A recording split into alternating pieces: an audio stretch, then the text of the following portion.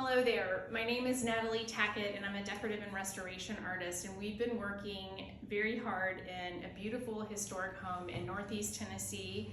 And you may have seen another video that I talked about how to make a stencil of sorts if you're doing a small repair on a plaster wall. I have selected areas on this stencil that will give me perfect markings over here on this stencil. Then I will be able to line those up just so and be able to execute my repair.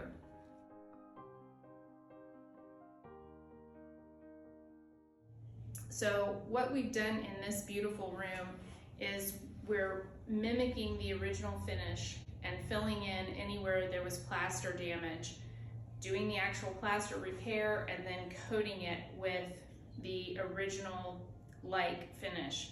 And what that entailed in this room was actually mimicking some stencil patterns where we had to do a water damage repair within this this framed area here. And then we also had quite a bit of water damage that was very extensive up in the cove ceiling, as well as then down this wall.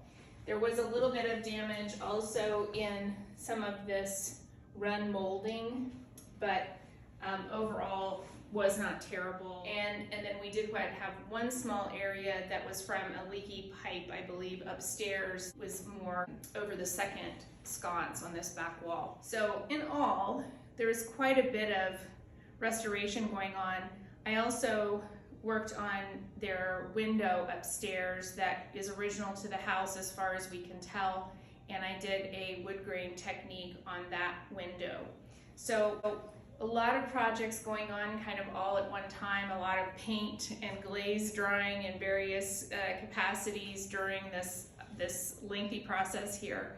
Also, I wanted to mention that when we're preparing this glaze for the finish, there were two different levels of glaze that I was using. And you may be able to see in the camera here that the areas in the stencil, some of them are darker than the glaze that's on the wall. And the wall finish is what's considered a ragged or bagged finish, so it's a pounced finish with the glaze.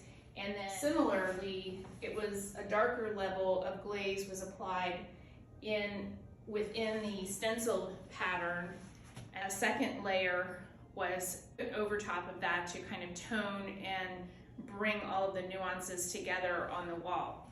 So quite a bit of technique involved here, but we were thrilled to have this wonderful opportunity again.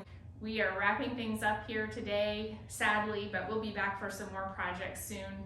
And I'm excited to have had this beautiful opportunity to work in such an awesome environment.